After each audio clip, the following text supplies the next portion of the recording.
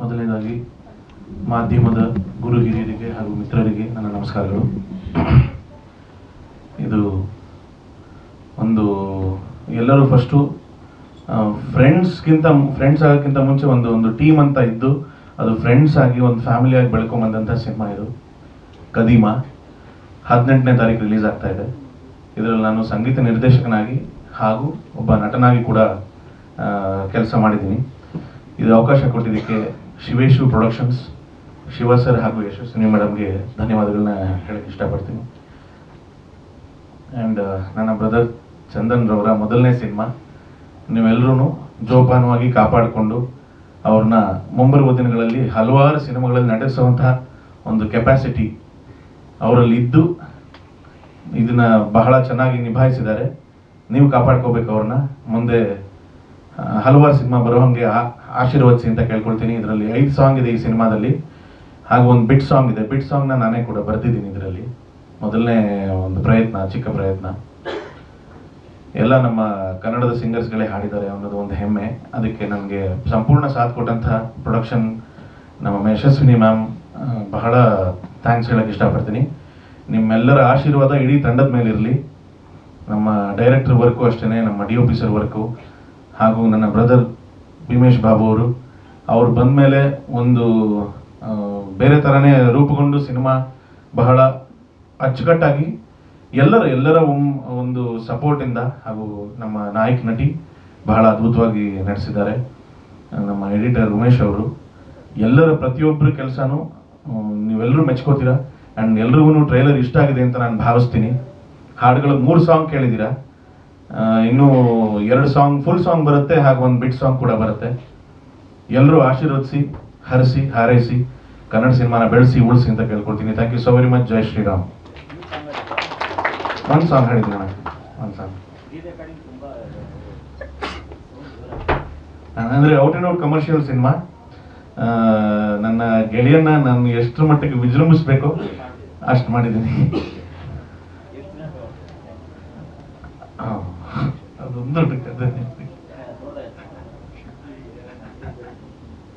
ಅದೊಂದು ಸುಮಾರು 1.5-2 ತಿಂಗಳಾಯಿತು.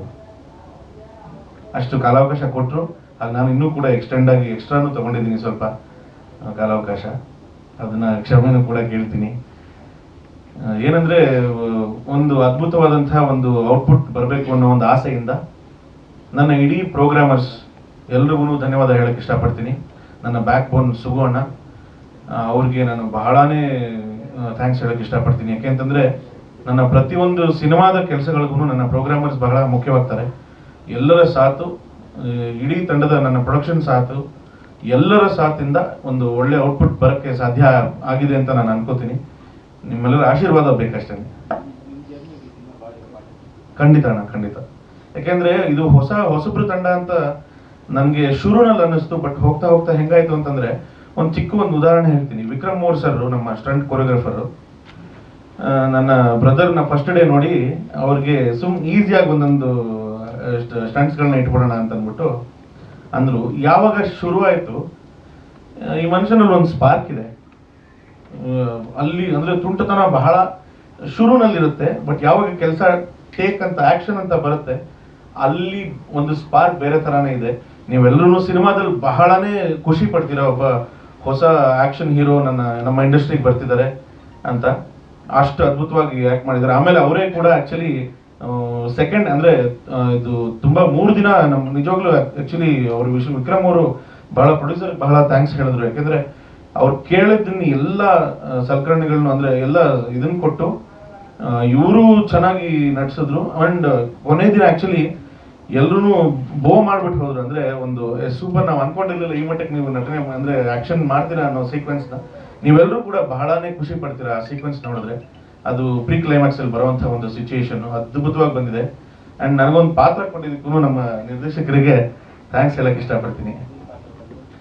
ಅದೊಂದು ಮಾರ್ಕೆಟ್ ಅಲ್ಲಿ ಒಬ್ಬ ತುಂಟ, ಅವನ್ ವೇಷಭೂಷಣ, ಅವನ್ ತಲಹಾರಟೆ, ಅವನೊಬ್ಬ ಪೊಲಿಟಿಕ್ಸ್ ಇದಕ್ಕೆ ಸೇರ್ಬೇಕು ಅನ್ನೋ ಒಂದು ಚಟದಿಂದ ಒಬ್ಬ ಪೊಲಿಟಿಷಿಯನ್ ಜೊತೆ ಅವ್ನು ಟ್ರಾವೆಲ್ ಮಾಡ್ತಿರ್ತಾನೆ ಅನ್ನೋ ಒಂದು ಅಂದ್ರೆ ನೋಡಕ್ ರೌಡಿ ಬಟ್ ಕಾಮಿಡಿ ಪೀಸ್ ಅನ್ನೋ ರೀತಿ ಒಂದು ಮಜಾ ಇರುತ್ತೆ.